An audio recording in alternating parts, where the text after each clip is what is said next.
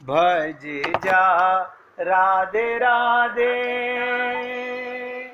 जपे जा राधे राधे, राधे अलबेली सरकार, भज जा राधे राधे, राधे अलबेली सरकार, भज जा राधे राधे, भज जा राधे राधे,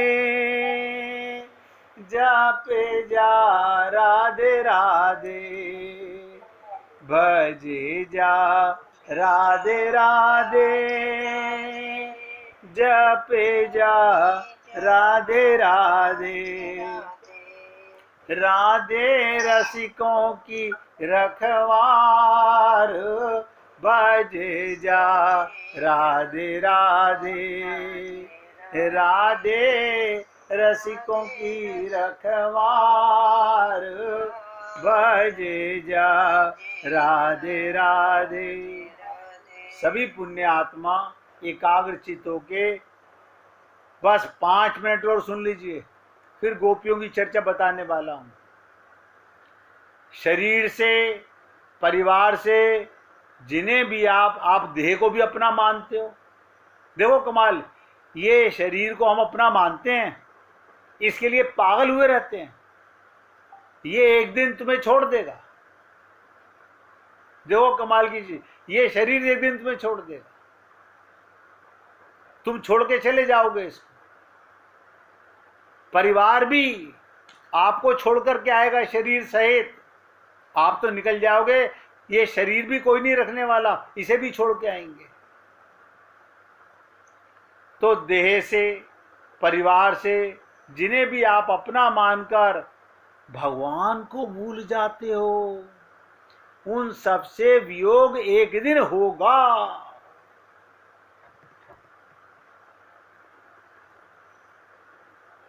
अवश्य होगा। इससे पहले भी आपका परिवार था, अब वो याद नहीं है। उस परिवार के लोगों की क्या दशा है हमें पता नहीं है। इसी प्रकार इन सबको भी आप एक दिन भूल जाओगे। इसलिए क्या करें, अभी से उनकी चिंता करना छोड़ दो। बस ये कसौटी है। क्यों? चिंता दीन दयाल को मोह मन सदा आनंद। आपके हाथ में क्या है? सेवा करना। सेवा करो। आप किसी को जिंदगी दे सकते हो? नहीं, जिंदगी तो नहीं दे सकते। तो आप क्या कर सकते हो? जो कर सकते हो वो करो। चिंता क्यों करते हो? चिंता करने से किसी की रक्षा हुई है? हमें चिंता होती क्यों? यही तो सबसे बड़ी अज्ञानता है, यही तो दुख का कारण है।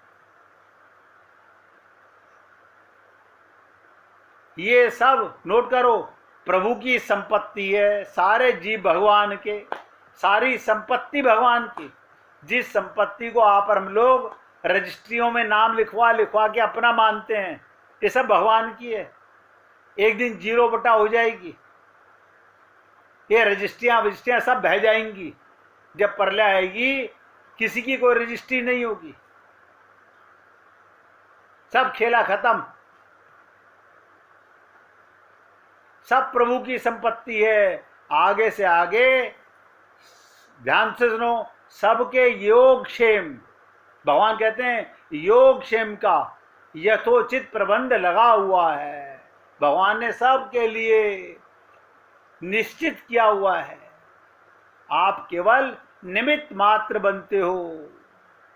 अर्जुन ने किसी को नहीं मारा, भीम ने किसी को नहीं मारा। आप कहोगे मैंने टेलीविजन में देखा था।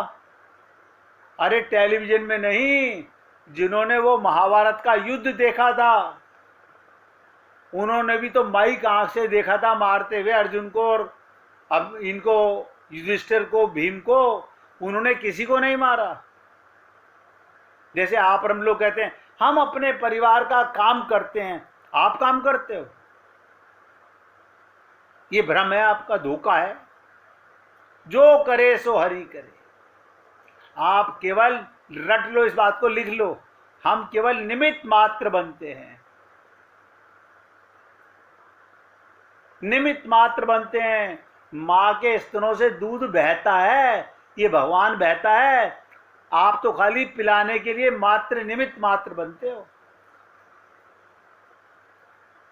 अतः जैसी प्रेरणा करें उसके अनुसार चलें, पर ध्यान रखें पाप से संयुक्त इच्छाओं को प्रेरणा मत मानिए एक क्षण के लिए भी किसी। हाँ ठीक है बेटा, अच्छा हुआ याद दिला। भाई जी आवाज बंद कर लीजिए अपने मोबाइल की।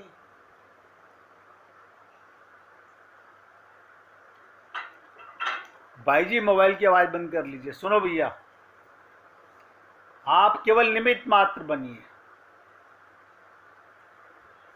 यदि एक क्षण के लिए भी किसी असत्य का आश्रय परिवार के योगक्षेम के नाम पर आपके द्वारा होता है तो समझ लें मन धोखा कर रहा है। आज हमने 4 गरीबों को खाना खिलाया। अच्छा, आपने खिलाया? आपने कैसे खिलाया? आप खाने में क्या बने मुझे बता तो दो। आप निमित्त बने, आप खिलाने वाले कौन हो? हाँ, हम तो कह रहे हैं हमने भंडारा किया। तुमने भंडारा किया?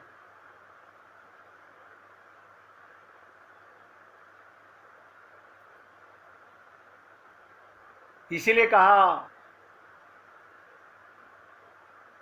आपके द्वारा जो कुछ हो रहा है समझ लें मन धोखा दे रहा है। भूख से तड़पकर मर जाना अच्छा है, इस मृत्यु से अत्यंत सुंदर भविष्य का निर्माण होगा। पर पाप के द्वारा जीवन निर्वाह की चेष्टा ठीक नहीं है। अब जो बात बताने जा रहा हूं, 1 मिनट लिख नहीं सकते तो एकाग्रता से सुनिएगा। पैसे का संबंध,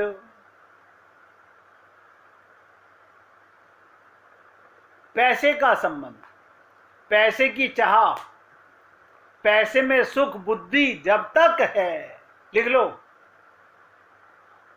पैसे का संबंध, पैसे की चाह, पैसे में सुख बुद्धि जब तक है तब तक बहुत सावधान होने की जरूरत है।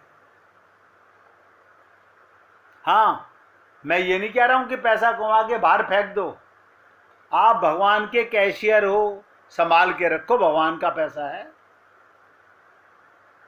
सदुपयोग करो। आपका कुछ भी नहीं है। अगर आपका होता तो लेके भी आते और लेके भी जाते।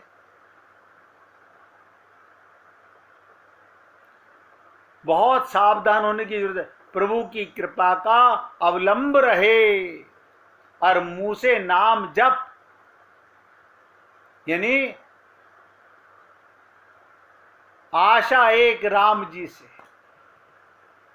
और मुंह से नाम जप और इंद्रियों से सेवा। बुद्धि मन पवित्र होंगे, अंतःकरण शुद्ध होगा, तभी जगत में सुख बुद्धि का पूर्णता अभाव होगा। इसलिए अधिक से अधिक भगवान में मन लगाने का प्रयत्न करो। कई दिनों के बाद आज फिर बोल रहा हूं, डोंट वेस्ट योर टाइम। आप और हम लोग कितना समय संसार की बातों में बर्बाद करते हैं। मैं अपने सहित बोल रहा हूं, हम सब पापी हैं। कितना समय बर्बाद करते हैं हम लोग, हमें पता नहीं है। एक एक सेकंड का हिसाब मांगती है जिंदगी। 1 सेकंड ही लगेगी जब आपका आखिरी सांस वापस ऊपर गया, नीचे नहीं आएगा, चला गया। अब आपको गोपी प्रेम में ले चलता हूं। वीना जी ने चाह पैदा की थी कि मुझे कल का सुना दीजिए, तब उन्हें पता चल गया होगा कि कल तो बड़ी उठा पटक हुई है। उससे लाभ ये मिला, बाकी सब भक्तों को एक बार दोबारा फिर सुनने का मौका मिल गया। गोपियों के प्रेम का ढंग क्या है? आप बताओ, सोचो, विचार करो, हम भगवान से कैसा प्रेम करते हैं और गोपियों का प्रेम का ढंग क्या है? ऐसे समझ नहीं आएगा। बहुत विचित्र है। उनको पता है, ध्यान से सुनो, उनको पता है गोपियों को कि हमारे बिना श्री कृष्ण ना तो पेट भर के खाते हैं। देखो कमाल की बात, गोपियों को पता है भगवान हमारे बिना पेट भर के खाते भी नहीं, नींद भर सोते नहीं, ना उनका मन किसी दूसरी ओर देखने का होता है, और ना उन्हें सुखी करने की युक्ति किसी दूसरे को मालूम है। सारा संसार लाइन लगाए हुए है। मैं कई बार देखता हूं वृंदावन के अंदर 3-3, 4-4 किलोमीटर की लाइन लग जाती है। ऐसा लगता है जैसे भक्तों की बाढ़ आ गई हो संसार में। वैष्णो देवी पे जाओ, तिरुपति बालाजी पे जाओ, अमरनाथ जी जाओ, केदारनाथ जाओ, बद्रीनाथ जाओ, जहां जाओ लाइन लगी हुई है। इसका मतलब भक्तों की बहुत ज्यादा भीड़ है? ना ना ना, ये सब मंगतों की भीड़ है। प्रेम करने वाला कौन जा रहा है? गोपियां तो नहीं जाती। गोपियां तो 5 किलोमीटर दूर मथुरा वहां नहीं जा रही। और देखो उनको पता है कि गोपियों का प्रेम कैसा होता है। उनको पता है हमारे बिना भगवान का पेट नहीं भरता, ना उन्हें नींद आती है, ना उनका मन किसी दूसरे को देखने का होता है, ना उन्हें सुखी करने की युक्ति किसी को मालूम है। आप और हम लोग मंदिर जाते हैं, भगवान को कोई खुशी नहीं होती, लव लेश मात्र नहीं होती, बता रहा हूं। आप अपने घर में बैठ के जिस दिन भगवान के लिए रो पड़ोगे, समझ लेना भगवान आपके हृदय से प्रसन्न होने का प्रमाण आपको दे देंगे। भगवान के लिए रोने लगो। ये परिवार के, संसार के, शरीर के लिए रोए तो ये रोना बेवकूफी है, पाप है। भगवान के प्रेम के लिए। इसलिए गोपियां सोचती हैं कोई ऐसी युक्ति होनी चाहिए कि श्री कृष्ण हमारे पास आ जाएं। क्या सोचती हैं? वो ना खाते हैं ना सोते हैं, कैसा जीवन हो गया हमारे कृष्ण का। आप बताओ, ऐसा आप कभी सोचते हो? चलो आपको ये लगता होगा मेरे परिवार में वो भूखा रह गया, उसमें परमात्मा मान के महसूस करते हो या शरीर का नाता मान के महसूस करते हो? इतना समझ लीजिए। आपकी माता ने भोजन नहीं किया, पिता ने भोजन नहीं किया, पति ने भोजन नहीं किया, पत्नी ने भोजन नहीं किया, आपको ये चिंता होनी चाहिए इनमें भगवान है, उसने भोजन नहीं किया, तो आपका प्रेम सच्चा है, वरना स्वार्थ का प्रेम है। अब आप कहोगे ये सब बातें कहीं लिखी नहीं होती, मैं तो आपको बता रहा हूं, ढूंढो मत, जीवन में उतारने का प्रयत्न करो।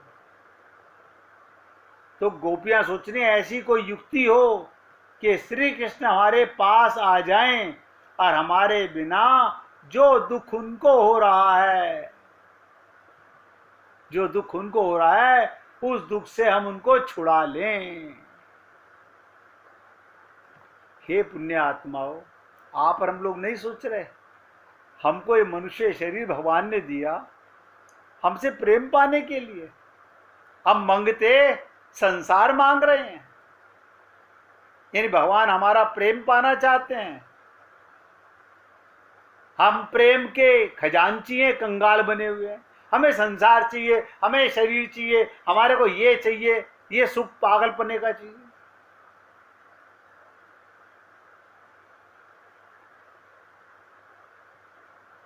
इसलिए निवेदन कर रहा हूं, भागवत को समझना आसान खेल है। कई लोग हमें बोलते हैं हमने 7 दिन भागवत सुनी है। 7 दिन, 7 जन्म में भागवत समझ नहीं आती। 7 दिन में भागवत समझ कौन सुन लेगा? 7 जन्म में भागवत समझ में नहीं आती। आप हम लोग अनंत जन्मों से चल रहे हैं, हमें आज तक भगवान का प्रेम तो समझ आया नहीं। हम सब लोग काया माया में ही लिप्त हैं।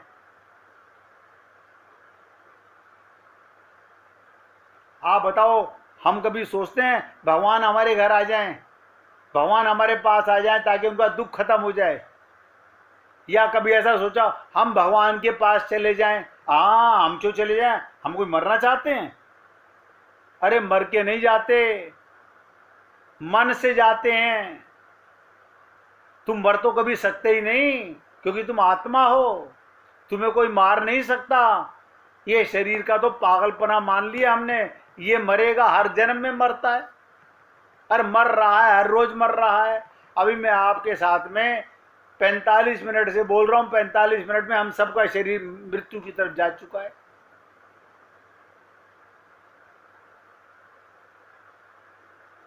अब बताओ, गोपियों को चिंता है भगवान को दुख से कैसे छुड़ाएं? आप बताओ। अच्छा, आपको चिंता है? आपको किसी को चिंता है कि हम भगवान को दुख से कैसे छुड़ाएं? कि भगवान हर बार तेरे को फिर दोबारा मनुष्य शरीर देना पड़ेगा, फिर वो हमारे लिए परेशान होगा, हमारे अंदर बैठा हुआ हमारा पाप नोट करेगा, फिर हमें उसका फल देगा। हम इस बार भगवान से सच्चा प्रेम करके अपना भी दुख खत्म, उसका भी दुख खत्म, दोनों निहाल हो जाएंगे। कभी सोचा हमने? बहुत से लोग क्या कहते हैं, हम दान कर रहे हैं स्वर्ग जाने के लिए। अरे तुम स्वर्ग के राजा भी रह चुके हो, वहां जाकर के भी भूल जाओगे।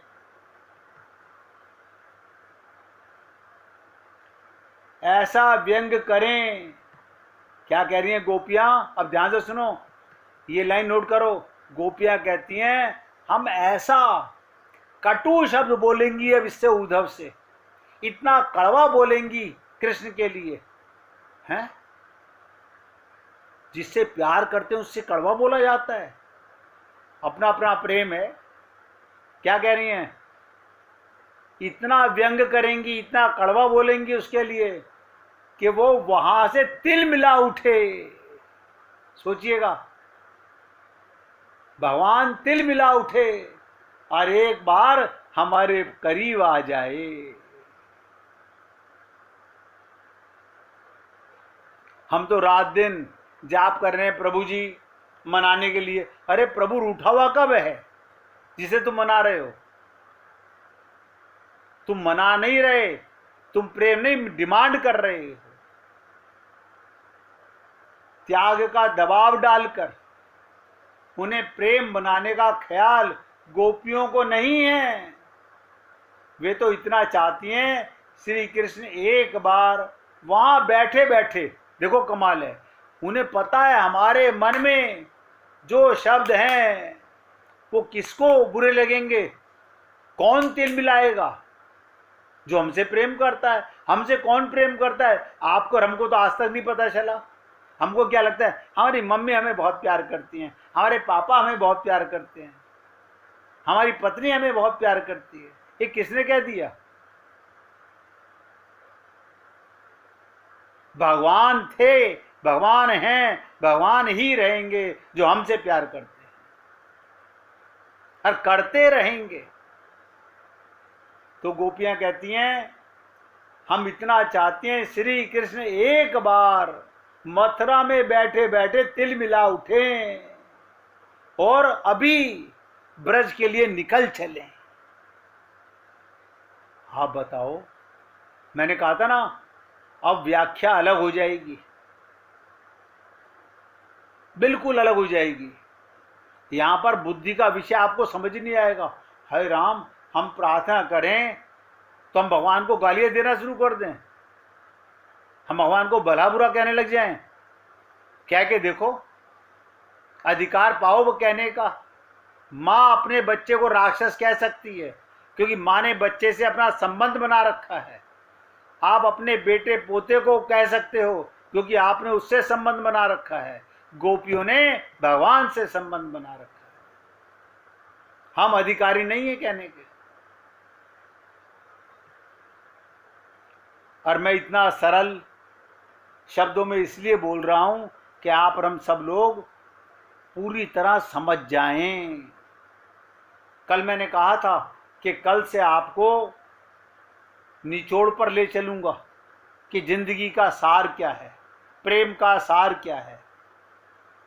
हमसे बाई जी बहुत कहते थे भैया हमने भागवत का कुछ प्रसंग, ये भागवत का ही प्रसंग बता रहा हूं। अब आप सोच के देख लो, आप ऐसा कोई काम करना चाहते हो प्रेम में कि भगवान तिलमिला उठे? हम तो भगवान से शरीर का सुख, परिवार का सुख, संसार का सुख, मतलब समाप्त होने वाला सुख मांग रहे हैं। और ये सबका हाल है। ये संत महात्मा कहते ना, प्रेम की राह घर फूक तमाशा है। जो घर फूके आपनो चले हमारे संग। ये घर फूकने का मतलब क्या था? हम आग लगा दे घर में? ना ना, अपने पन का त्याग जो कर दे बस। जैसे मीरा ने किया। मीरा ने क्या कर लिया? बड़ी कमाई कर गई। आप भी गाइएगा, मीरा भर